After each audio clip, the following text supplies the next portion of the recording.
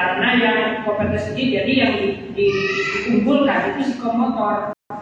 Kurikulum KBK itu muncul beberapa sekolah-sekolah berbasis keterampilan SMK, itu menjauh di mana-mana.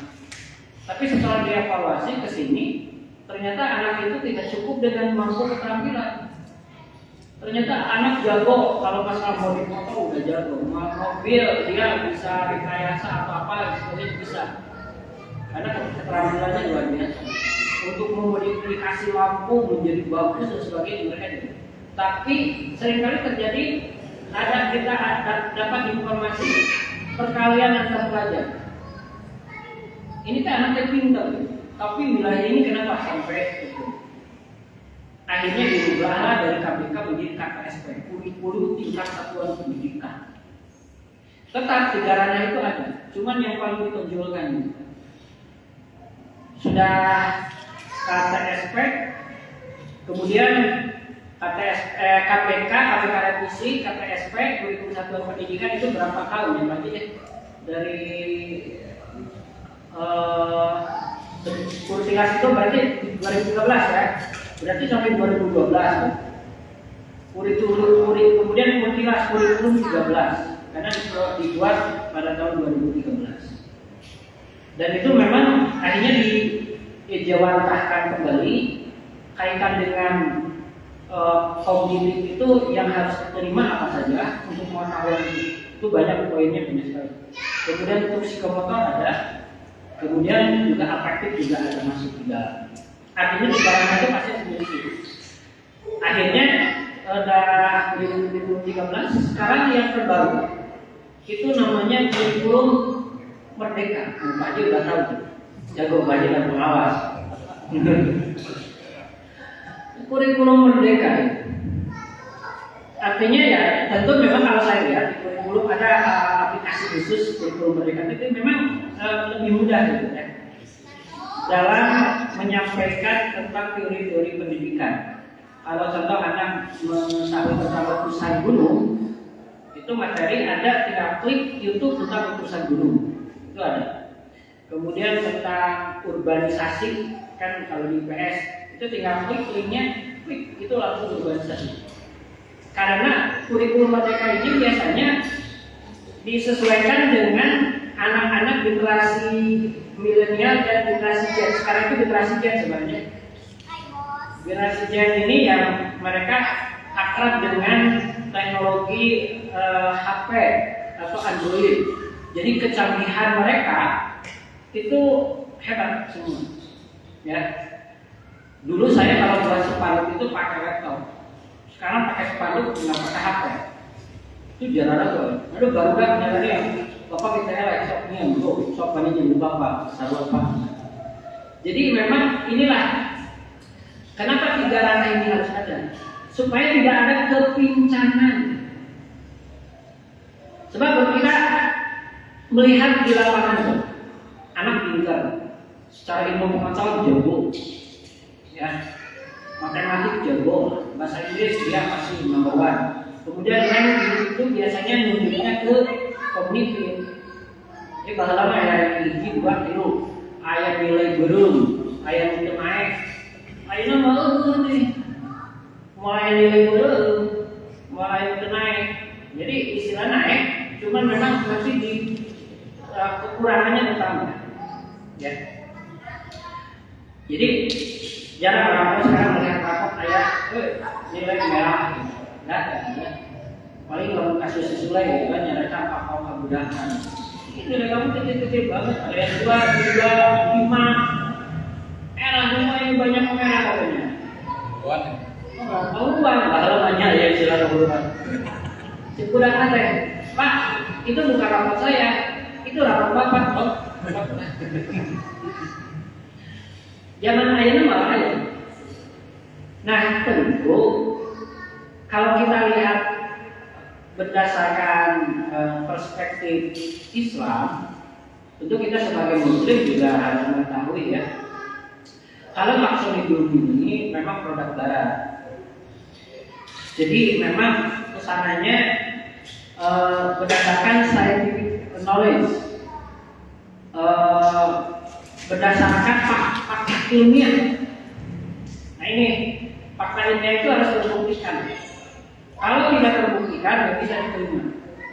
Ya. Tapi kita jangan menganggap kepada anak itu kata bodoh, karena bodoh sebenarnya tidak ada di dalam anak itu. Karena anak bodoh itu wilayah apa? Contoh si anak bodoh di nama matematik, tapi lalu lulus main futsal jago sih. Main orang jago matematik jago, tapi main futsal kalah. Ayah jago main futsal, jago matematik dan sebagainya, tapi dia sikap kepada orang tua atau orang lain itu dengan bahasa kasar. Pintar nak, lalu orang di agama Islam, tapi tak pernah sholat. Sekolah bahasa sudah tidak dijaga. Berarti ini aspek apa yang tidak dipelihara? Ya.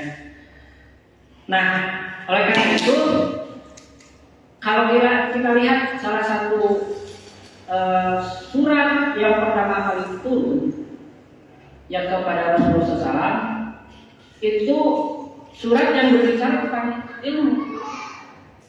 Diawali dengan Iqra bismi rabbikal ladzi khalaq. Jadi Iqra itu bukan hanya baca, memahami, menganalisis, mensintesis, kemudian menghasilkan teori baru. Teori itu berdasarkan uji coba, baru muncul teori. Ya. Jadi inilah yang disebut kaitan dengan masalah yang krusial berkaitan dengan pendidikan. Kalau kita mengacu kepada Al-Quran tadi, itu ada kalimat Iqra bismi rabbikal ladzi khalaq. Bacalah, analisislah, pahamilah, sintesislah, kemudian kamu menghasilkan sebuah teori. Tapi jangan lupa bismi rabbik. Jadi bismi rabbik ini harus dilibatkan dengan atas nama Tuhan. Kenapa? Karena diharapkan ketika produk-produk ilmu pengetahuan yang dia dapatkan, baik itu memenuhi kecerdasan yang kognitif, wilayah kognitif, kemudian afektif, kemudian psikomotor, itu justru diterapkan dengan baik karena dia berorientasi bukan hanya duniawi tapi ukhrawiyah. Makanya pesantren salah satu lembaga yang pertama kali bergerak dalam wilayah itu. Jadi lama budak diajar bukan di madrasah atau bukan di pesantren, maka tentu ada tugas kita bagaimana anak itu harus belajar kembali untuk wilayah-wilayah afektifnya. Wilayah afektif ini hanya didapatkan kalau dulu mah ya pengajian kan, bahwa ayah sebut kalau tiap maghrib pasti tahu datang kalau kemana-mana, rata-rata di masjid. Maka ada yang sebut maghrib mengaji. Maghrib itu gunakan untuk mengaji karena maghrib itu wilayah yang dimana anak siap untuk menerima ilmu-ilmu agama. Dalam artian fresh kan, rata-rata abiwai di Alif ngajinya bisa sabar tepat karena terkadang bina tempat dia kamajuan, bina hadir kamajuan. Ini sebenarnya metode apa yang salah? Tapi bina hadir ini jadi gampang macam berarti metodologi yang salah diterapkan. Nah, kita kembali lagi dengan istilah yang tadi, kognitif, afektif, psikomotor. Jelas mulai dari tingkat TK sampai perguruan tinggi pasti menyasar wilayah tiga ini. Ya, jadi pengetahuan, knowledge itu harus memang benar-benar dipahami dengan baik. Jadi menganalisis, membaca, menganalisis, sintesis itu kaitan dengan produk-produk dari kognitif. Jadi orang bisa menjelaskan satu pengetahuan, ya menjelaskan kepada orang lain itu kecerdasan kognitif. Kalau Pak Teddy contoh menjelaskan bagaimana rumus supaya jaringan itu kuat, dijelaskan Pak Teddy.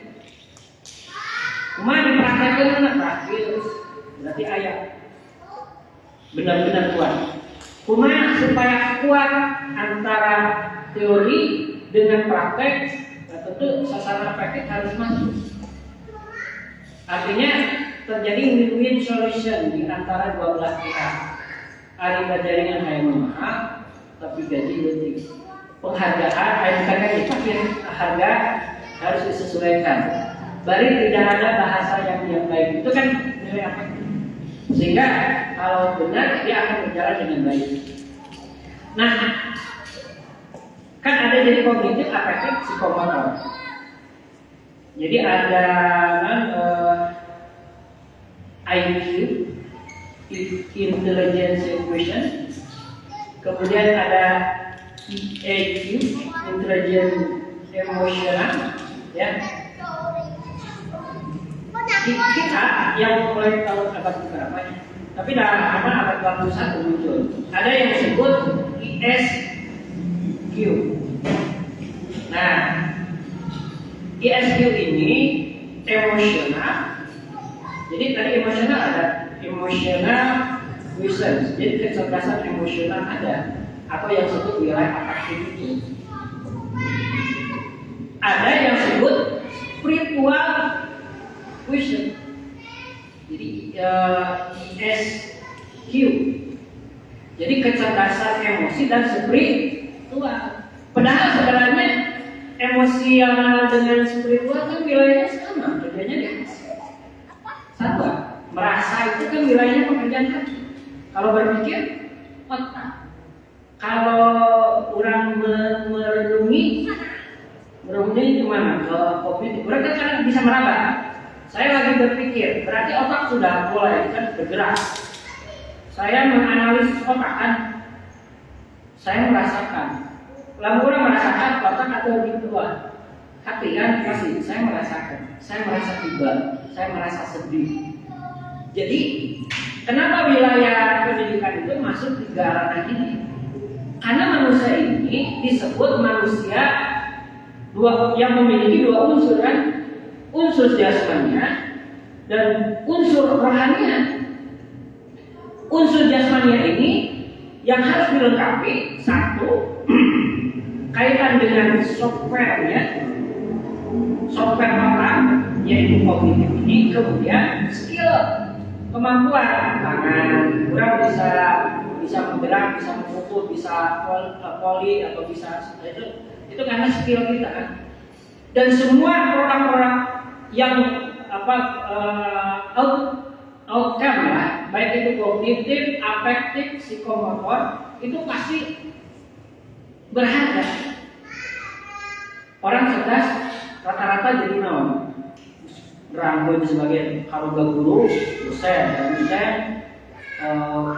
tapi khususan, yai, kalau enggak motivator, mentor, itu wilayahnya di sana. Kalau orang mah udah betul, tapi spiritual nanti ya masuk wilayah itu. Nah itu. Tapi kalau wilayah-wilayah yang contoh yang psikomotor ini tentu kaitan dengan kemampuan dari tangan, kaki untuk menghasilkan sebuah produk dari ilmu pengetahuan. Rata-rata di mana ada? Lalu kaki, kemampuan kaki main futsal itu kan, pemain bola kan, jagoannya. Yang kedua tangan, voli. Nah, dari kemampuan kanan dan kiri, kanan dan kaki. Kemampuan tangan mengoperasikan, contoh memperbaiki listrik kan, ya lumayan ya banget. Itu psikomotornya hebat. Kalau dibandingkannya saya tidak bisa itu. Pernah yang dicoba tes strum gitu. Tapi jadi belajar apa ya? Itu kan kemampuan. Pak Hendra punya keahlian dalam mengolah air menjadi bisa layak, ada yang sudah tercemar menjadi layak. Ubah jadi susu. Bisa renang layak. Itu kan berarti kognitif dengan psikomotor dipraktekkan. Nah wilayah afektif ini wilayah-wilayah sebenarnya dalam bahasa agama itu afalul qulub. Afalul qulub ini ya pekerjaan hati, sikap, mental, mode ibadah, So yang dirasakan oleh hati apa? Sedih, empati, simpati, kemudian apalah keyakinan wilayah mana? Nah ini wilayah hati. Kenapa sampai ada istilah ESQ? I-nya udah salah, emosional kan nyambung kan? Sebenarnya wilayah, tapi ayatnya spiritual. Ternyata setelah dibongkar, memang emosional wilayahnya hati, spiritual juga wilayahnya hati. Tetapi emosional ini kan produk barat. Nah ini produk barat dengan produk dari agama kita sebagai agama Islam. Ternyata produk barat itu kan tentu landasannya rasionalitas, kemudian empirisme, ya kalau teori-teori pendidikan itu artinya harus berbasis fakta ilmiah. Akhirnya dia emosional beragama itu kan apakah beragama masuk wilayah emosional dalam wilayah pendidikan kan? Karena mulai muncul juga kan seperti yang kaitan dengan kurikulum merdeka itu jangan-jangan peranan agama hilang, PAI dihilangkan. Nah ini sudah ramai, tapi nanti Pak Hedi mau ditambahnya apa seperti itu enggak? Karena masih ada berpikir sampai seolah-olah agama PAI itu sebenarnya tidak akan hilang. Benar atau enggak? Baru wacana ya. Artinya bahwa agama jangan sampai masuk ke dalam dunia pendidikan. Nah, akhirnya bakal ramai dia kaitan dengan masalah-masalah krusial. Makanya di dunia pendidikan kan pasti ya membina pendidikan pasti ada dua di kita itu, departemen pendidikan dan departemen agama Kemenak. Nah kebetulan dari Kemenak ada di sini pak pengawas ya Pak Haji. Nah ini rata-rata kalau agama ini benar-benar memelihara nilai-nilai ajaran agama. Kalau di dinas juga ada PAI, tapi tidak ada produknya dari Kemenak. Pengawasnya dari Kemenak. Jadi di Kemenak kita ada departemen Mapenda ya, Mapenda dengan PAIS, tugas saya dua. Jadi Mapenda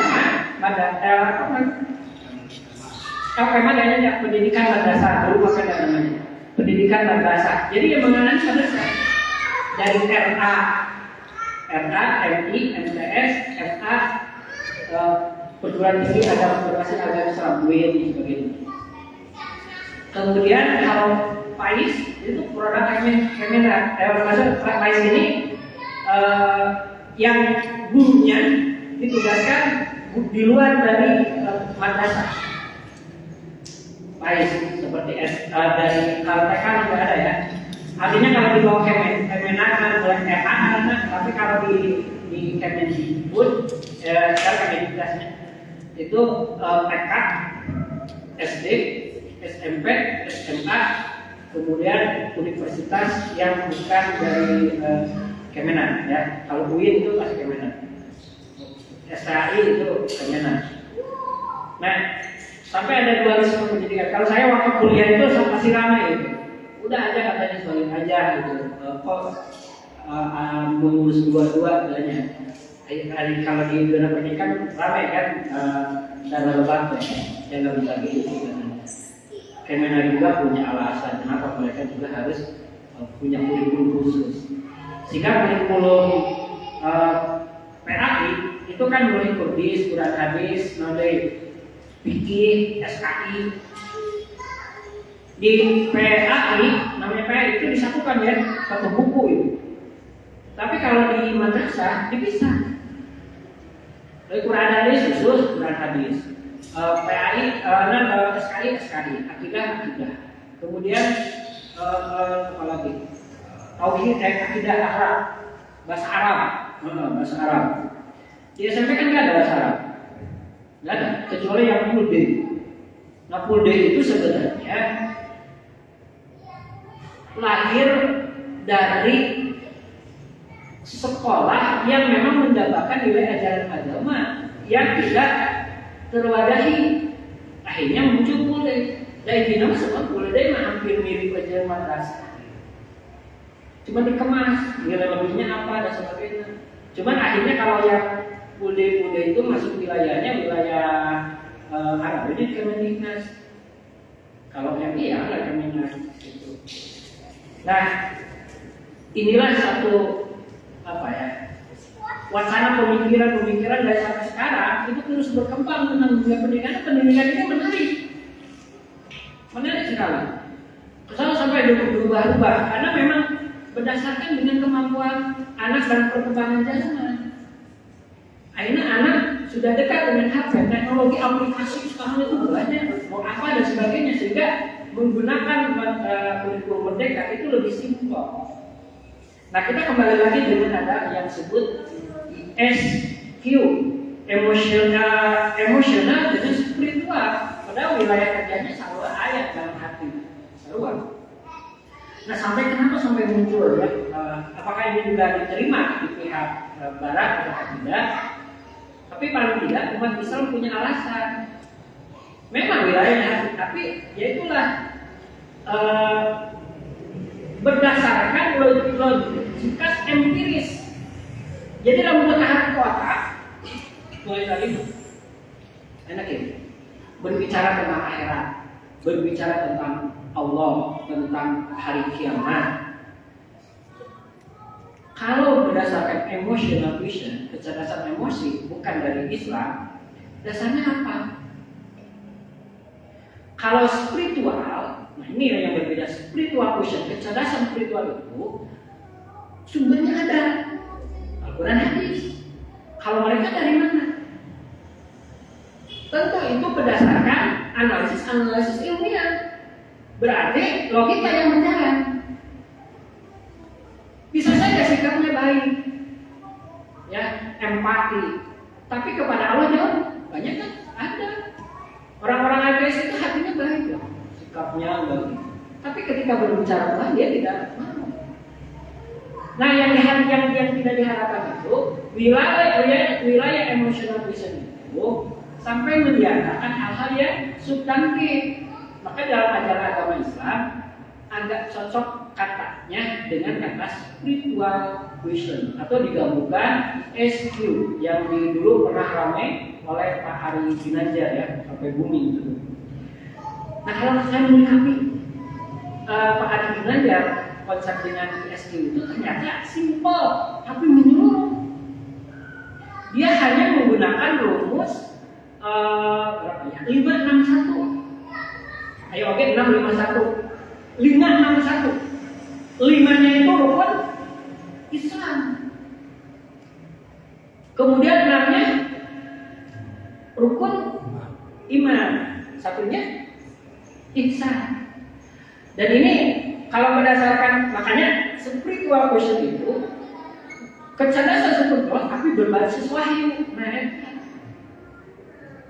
bedanya di dunia hukum. Jadi spiritual vision itu dia berbasis wahyu. Dan mana sumbernya? Al-Quran, hadis. Kalau emotional vision sumbernya di mana? Kalau dari agama menurut saya nggak mungkin. Nah, itu berdasarkan dari riset yang dilakukan. Jadi orang oke lah, kan akhirnya kan muncul orang katakanlah lo beragama belum tentu baik, gitu kan? Ya, orang yang jelas sekarang surga dan neraka kan sesuatu yang masih belum jelas. Yang jelas kita harus baik aja di dunia. Ya. Sementara di Islam, baik dan buruk kehidupan itu berimplikasi rima dan balasan. Insya Allah besok ketemu lagi. Saya lihat jadwal dengan berurutan. Alisan hadir terus besok. Apa menjadi kan ekor dari ada keliling jadi bikin ada mereka santai. Jadi spiritual dan emosional itu bedanya paling di sana wilayahnya.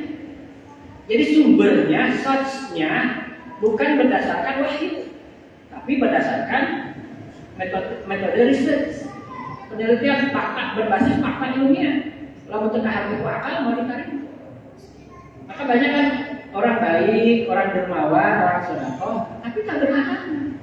Padahal agama itu wilayah emosional juga. Ada apa ini sebenarnya? Ya. Banyak Banyaklah. Makanya kadang kan orang ya, nah kalau dalam ajaran agama kan ngapain katanya berjilbab? Sementara hatinya jelek. Itu kan satu sindiran lagi kan. Jadi baik itu menjadi daya tarik supaya orang melakukan baik. Kenapa? Nantilah masalah agama itu seolah-olah simpanlah agama. Sementara di Islam, ketika berbicara tentang spiritual question, itu search-nya, sumbernya jelas, yaitu Al-Quran dan hadis. Makanya saya cenderung setuju dengan konsep spiritual yang menggunakan 561. Rukun Islam itu ada yang mengatakan bahwa rukun Islam ini disebut sebagai kognitif. Ayo oke sampai kali saya menyinggung itu. Kenapa kognitif? Coba saja rukun Islam tentang syahadat. Kita mengenal apa itu syahadat. Ya. Kemudian mengenal apa itu sholat. Sholat itu apa, implikasinya apa dan sebagainya. Kemudian zakat. Zakat itu untuk apa? Kemudian dampak sosialnya seperti apa? Kemudian saum. Dampak sosialnya seperti itu. Itu seperti kognitif pengetahuan. Kemudian wilayah wilayah psikomotornya itu di rukun iman. Iman kepada Allah. Jadi ketika seseorang contoh mau melakukan kejahatan, dia percaya, oh saya ada yang ngawasi. Kemudian apalagi?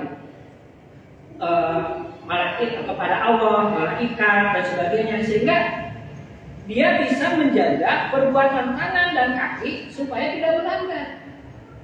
Ya, pokoknya seluruh anggota badan tidak melanggar apa yang Allah perintahkan berkaitan tentang yang disebut berdasarkan kognitif di rukun Islam itu. Ihsan itu afektif. Ihsan itu dampaknya akhlak. Makanya ini kalau ngambil saya juga kalau pendekatan memang ada oke juga dan teorinya. Jadi spiritual itu simpel sebenarnya.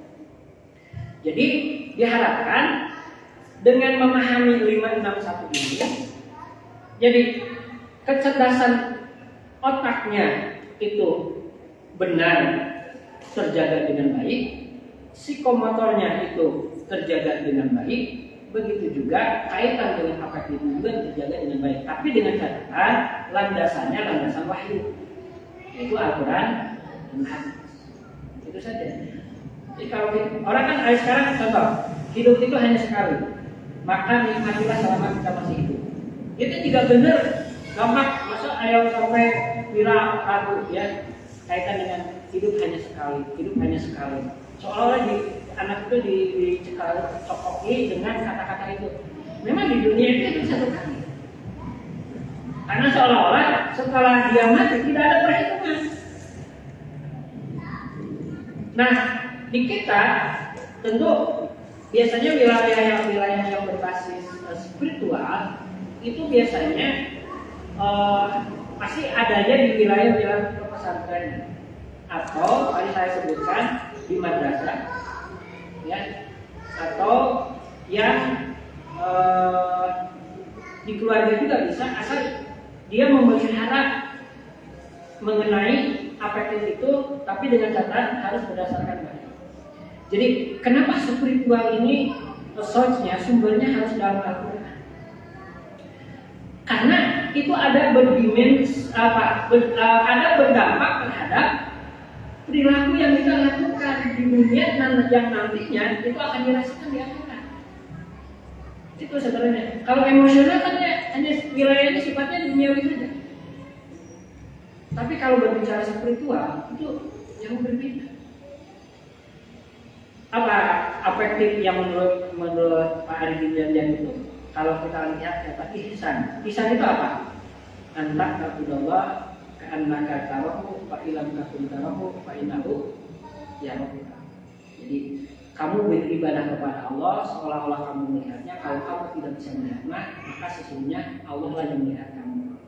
Nah, inilah sebenarnya dimensi ihsan yang kuat yang tumbuh di dalam diri seorang muslim. Artinya wilayah afektif ini akan tertanam kalau kognitif kognitif, psikomotor, afektifnya berdasarkan wahyu. Jadi kalau sudah terlepas wahyu, banyak orang yang cerdas, banyak, tapi sudah tidak memikirkan dampak yang terjadi setelah dia mati. Banyak orang pintar, banyak korupsi, coba ya, semakin pintar korupsinya makin parah, ya, semakin cerdas, ya, mengalih hayama, bari hayama benar mesti gebugan heula, masuk ke penjara, tapi koruptor miliaran sampai triliunan dia berada di tempat yang nyaman. Dia dari betah di mana? Kalau di Cina itu pasti di ya, itulah. Nah ini juga menjadi tantangan. Mereka cerdas, praktiknya juga. Tapi kenapa sampai melakukan hal itu? Nah berarti ada unsur yang memang lemah, yaitu unsur afektifnya ini. Afektifnya ini sebenarnya wilayah afektif harus dilatih. Dilatihnya wilayah mana? Makanya yang disebut sholat itu juga salah satu latihan kita untuk lebih dekat dengan Allah, merasakan walaupun kita seperti apa Allah itu tidak tahu. Ini kalau di wilayah saya sekarang ini katanya Pak, kalau membuat karya ini itu harus ada berbasis pakar ilmiah. Kalau tidak saya nggak akan terima. Alah, saya rencana Pak mau mencoba untuk membahas tentang masalah-masalah yang tidak terjawab oleh manusia, tapi saya ngambilnya berbasis wahyu. Ya nggak bisa Pak, itu kan. Nah artinya mereka ya harus dirasakan. Makanya saya pernah nyampaikan, bagaimana rasanya uyah itu? Ya uyah itu asin kan rumah rasakan. Berarti kan teori merasakan uyah itu kandungan apa dan apa sehingga menghasilkan asin, gitu kan? Tapi yang asin bukan uyah saja kan? Nah berarti ada unsur yang sama. Leho asin, lahir asin. Berarti ada unsur yang sama. Jadi disebut asin memang. Terkadang boleh menjelaskan asin susah. Uyah, saseno, asin. Lebih. Saya rasa harus dijelaskan. Nah. Tentu ini wilayah spiritual person ini merasakannya di mana? Maka kata Rasulullah bilang, ayo tenangkan hati, tenangkanlah hati dengan mendirikan sholat. Jadi apa bunyinya deh? Allah billahi tatma'innun. Jadi dengan ingat kepada Allah, maka hati akan merasa tenang. Secara logika ke hati, secara psikomotor itu, tapi hati yang merasakan. Ternyata setelah zikir, setelah sholat, ada nilai ketenangan yang didapat. Hati itu sebagai panglima raga. Lamun hati lagi bad mood, bahasa ayat nama, ngesten nyaman, pertanyaan kerja enak gak? Orang healing satu pahenda healing di kelompoknya tapi itu lagi bad mood dan luar biasa. Si Puri jadi tulis itu membangkitkan bad mood itu jadi porsi kosong. Aja. Itu. Jadi hati itu panglima raga. Makanya harus dipelihara. Dipelihara dengan apa? Jadi sini salah satunya alat dzikrillah tatma'innun. Belajar untuk memperkuat spiritual person itu ya kita harus belajar. Di mana? Pengajian. Dan mungkin orang contoh belajar di kuliahan-kuliahan tertentu gitunya. Jarang kan wilayahnya, tapi pengajian banyak dan itu gratis gitu.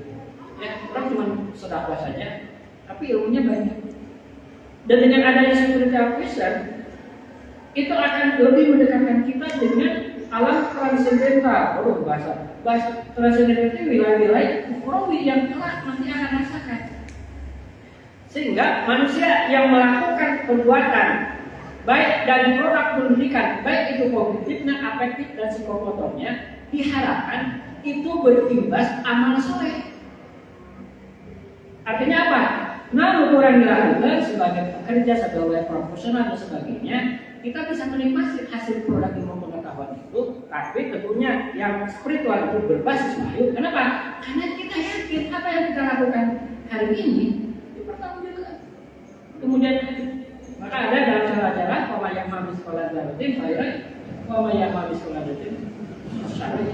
Jadi sekecil apapun perbuatan yang dilakukan manusia akan dibalas. Ini sumbernya di mana? Source-nya di mana? Al-Quran. Di barat? Gak punya itu. Kita yakin. Makanya iman itu adanya di hati. Makanya Al-Quran menggunakan af'alul qulub untuk wilayah-wilayah transendental, wilayah-wilayah gaib yang tidak terjangkau manusia. Coba lihat contoh Al-Baqarah ayat kelima kalau saya wabil akhirati hum dan pada kehidupan akhirat yuqinun. Mereka yakin. Yakin berbasis mana?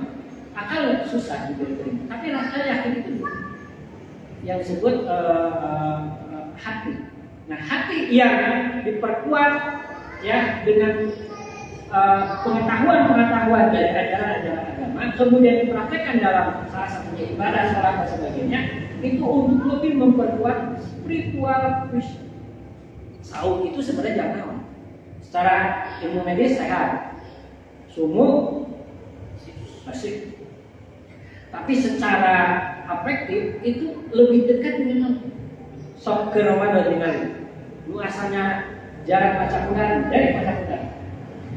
Ya, tidur agar ibadah lebih ditingkatkan. Karena tahu apa yang dilakukan di bulan Ramadan itu berdampak positif kelak di akhirat.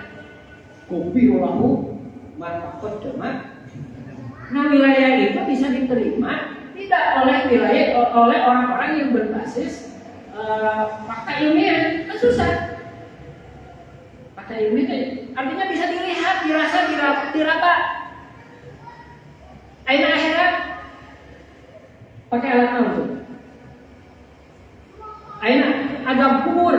Kita makan di Rasulullah mengajarkan Allahumma inni a'udzubika min adzabil jahannam wa min adzabil qabr. Ada itu, ada kubur. Pertanyaan, nah kurang terkadang ini. Lah melawat kubur, itu cara ruku ini ya. Terkadang kurang isi ada. Kamu malam Jumat itu kan? Suara-suaranya. Nah, ini kan tidak berbasis fakta ilmiah. Makanya inilah wilayah iman. Maka iman apa? Takriru bilisan pasti dua tahun. Wa qalbi. Jadi dibenarkan dengan hati bahwa Allah itu kan. Adanya Allah kan, ada produk-produk ciptaannya. Surga itu ada. Sehingga kita beramal soleh, melakukan amal soleh, menjauhi amal-amal buruk. Kenapa? Karena yang kita lakukan itu berdampak besar kelak di akhirat. Makanya nanti, insya Allah kita bersambung 3 komunitas yang ada nanti di akhirat, ya, yang akan mendapatkan reward dan punishment. Itu diundang oleh Sangga Hasil besok.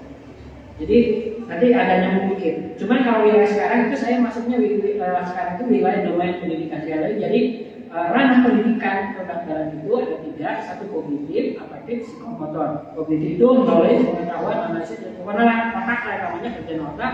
Psikomotor kemampuan kreativitas skill lah, ya. Skill mau tangan, mau kaki ataupun yang berbasis skill itu namanya psikomotor. Afektif itu wilayah hati, bahasa, sikap, kemudian apalagi empati dan sebagainya itu wilayah ada. Makanya anak-anak itu wilayah afektif harus ada. Kalau contoh dunia sosial, dia harus bagaimana cara empati, maka tentu kita harus datang menjadi sosok yang tidak punya ayah ibu. Kita datang ke yatim piatu, itu merasakan sehingga manusia itu tidak enak semena-mena. Dan saum itu juga salah satunya untuk melatih apa? Bagaimana merasakan orang yang tidak makan. Nah kita malah lebih yakin bahwa kecerdasan yang kita miliki itu adalah berbasis spiritual wisdom.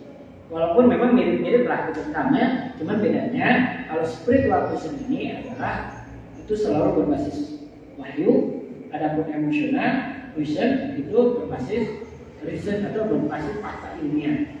Inilah yang bisa memberikan ketenangan. Oh ternyata apa yang soalnya udah capek-capek ngaji gitu. Memang secara faktanya kita akan lebih pengetahuan. Tapi ayat nilai lebih kan agama siapa yang datang ke masjid, satu langkahnya dia akan 1 derajat, dia kemudian satu langkahnya 30 dosa. Rahiban warok. Kenapa kita sholat? Karena di sholat itu ada potensi untuk yang dosa. Dari subuh ke duhur ke asar disebut itu potensi. Dan kita terus melaksanakan karena kita iman. Dalam keimanan orang pasti mau ayat ini, mau melaksanakan. Masih banyak kan orang-orang yang masih gentayangan di luar ketika sholat hari-hari dan sebagainya. Saya lihat contoh sholat, kalau kita kan belajar agama, sholat. Kalau kita sebagai umat Islam, tidak sholat saya bahagia.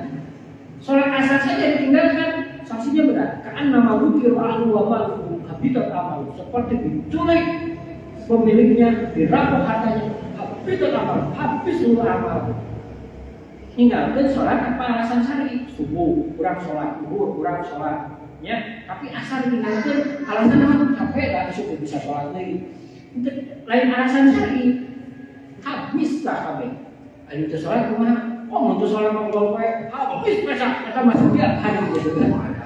Makanya dalam surat Al-Mudaththir, masa aku bisa apa? Kenapa kalian berada di nasakal? Ya, patungan cara mudah tinggalin minuman, tidak dari sabiakeun, enteng aja di neraka nanaonan saja. Maka mereka menjawab, "Qalu lam naku minal musholin." Karena dulu waktu saya di dunia tak pernah sholat. Nah ini kita dapat informasi dari mana? Dari mana asalnya? Allah melalui Nabi kita. Inilah yang disebut kekuatan spiritual berbasis wahyu. Kalau tidak ada Al-Quran hadis, spiritual wisdom ini tak akan murni benar, karena kita masih meraba-raba. Tapi kalau kita punya kitab suci dan hadis, ketenangan hati kita lebih tenang. Walaupun belum ada testimoni saat sekarang ini yang baru mati datang lagi, kemudian menceritakan, "Oh saya mati kemarin 3 bulan, saya pulang lagi hidup lagi." Wow, benar neraka itu. Jika dalam lain gitu atau minimal 10 hari. Ayah gitu kan. Namanya mata surga. Anu Kopi, kita masuk rokok. Ya, nah ini contoh orang surga itu dalam Quran ini. Orang menerima atau tidak? Kita menerima aman tuh bila samina wa kisah. Toh contoh nanti faktanya nanti tidak ada. Orang kan kenal babu ayat apa? Ini bukan. Makanya dalam Al-Quran surat An-Naba terakhir itu ada kalimat ya laitani kuntu turaba. Ya Allah celakalah aku. Seandainya aku tahu apa yang diberitahukan oleh Rasul, oleh Pak Kiai dan sebagainya itu benar, ya, dan saya merasakan hal ini, kuntu turaba, lebih baik aku menjadi tanah saja. Nah ini mudah-mudahan dengan adanya hal ini kita spiritual wisdomnya ayo kita tingkatkan kembali, karena ini hanya ada di wilayah-wilayah biasanya pengajian-pengajian dan sebagainya untuk lebih meningkatkan kualitas kecerdasan spiritual di mana landasannya jelas, yaitu berbasis wahyu, yaitu Al-Quran dan Al-Hadis. Saat itu panjang dalam biasa diberikan satu mohon ditutup doa majelis supaya Allahumma lebih hamdika subhanahu wa ta'ala astagfirullahaladzim. Assalamualaikum warahmatullahi wabarakatuh.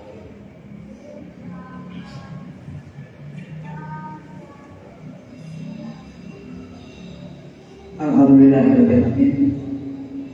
Terus jelas seperti dijelaskan ini. Kurang tutup baik doa. Rabbana atina fid dunya hasanah wa fil akhirati hasanah wa qina adzabannar.